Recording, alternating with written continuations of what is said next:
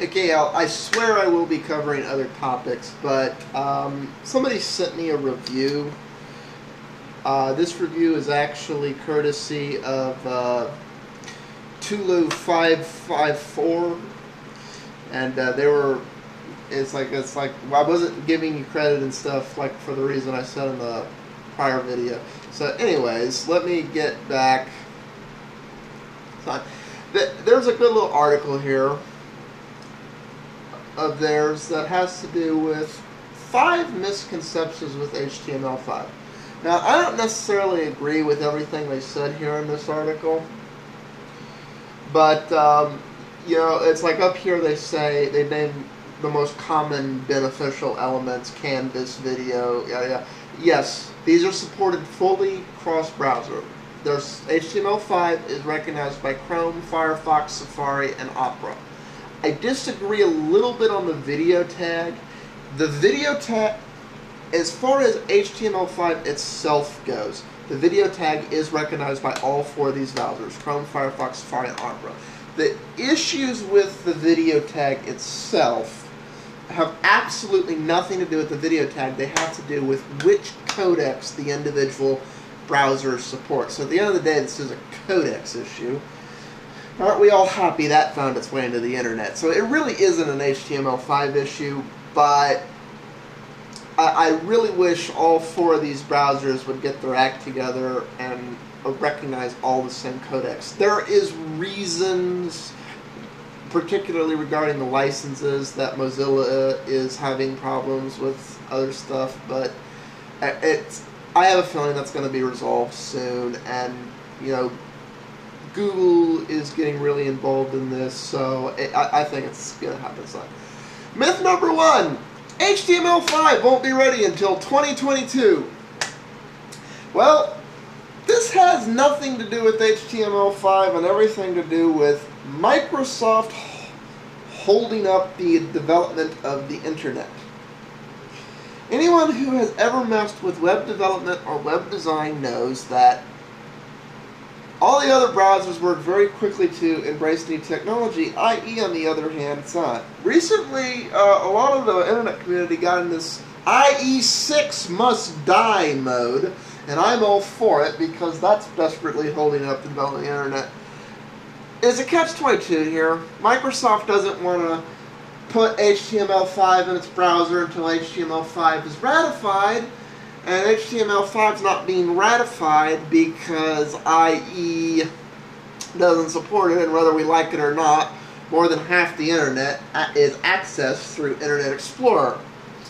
So, honestly, if Microsoft would wake up tomorrow and say, oh, we're releasing a patch for IE8 that supports HTML5, HTML5 would be ratified by the end of this year because it is largely, if not entirely, ready to go. It's the only little minor issues are like codecs things. So, the whole HTML5 standard is marred by disagreements. Okay, the only disagreements are the same disagreements that have been around since the beginning of computers. Which standard do we use?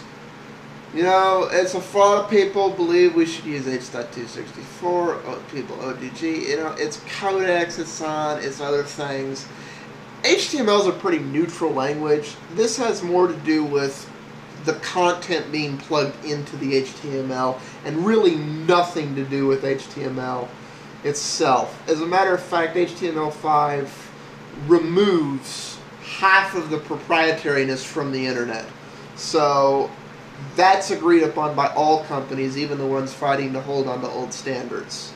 You know, it gets rid of proprietary APIs and other stuff and makes it the content that's in the source code on the page, not, oh, go to this player and this thing and this other stuff. No, it's just do it. Computer, you know what to do with this, do it. HTML5 is fueled by Apple's agenda against Adobe. This is a myth, and I hope I haven't helped perpetuate it, because my hatred of Apple made me take that stance when I bashed eMeek. The reality here is, this has to do with the unique way some of the elements of HTML5 have been implemented by Safari. But HTML5 itself is about bringing a new level of open standard to the web. Now, Apple sees HTML5 as a means to an end, but everyone is on board with HTML5 except Microsoft. That's like, Microsoft is literally the only company not embracing it. And as is pointed out here, Adobe would benefit very well, not with Flash, but in other areas. Dreamweaver and Quanta Plus and browsers that can just handle drag and drop in and other stuff are probably some of the most primed to easily take advantage of HTML5. Like, it would not take a lot of effort on Adobe's part to just change the code set that the pages are generated with, and Dreamweaver would be easily able to do HTML5 pages. So this isn't, and they'd probably benefit real well from that. And that brings us on to point 4. It's like, HTML can only be a bad thing for Adobe. It's like, no. Even with Flash, like Flash CS, it won't export it as Flash content. It'll add Adobe will probably add options, like said here, to export it as a canvas thing, which means basically Flash will generate a bunch of Flash CS will generate a bunch of JavaScript. And the UI used to control Flash, at least as far as setting it up, is actually a pretty good little UI. So I can see that being a real great GUI canvas editor. It won't be the one I'll use, but yeah, I can really see that. It's just you choose whether you want it to be Flash or canvas, and that has to do with how you want to use your people's resources. I had to laugh at 5 here, because I can't believe this myth is still around. HTML5 will be horrible to develop with. Not only will HTML5 not be horrible to develop with, but HTML5 will make development for the internet infinitely easier.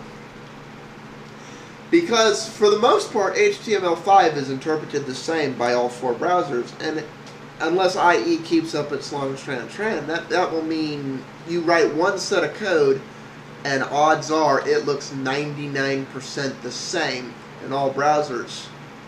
There's a lot of times when you're developing a web page, you'd love to do everything in your CSS style sheet. But because you have to keep IE happy and make it work with other browsers,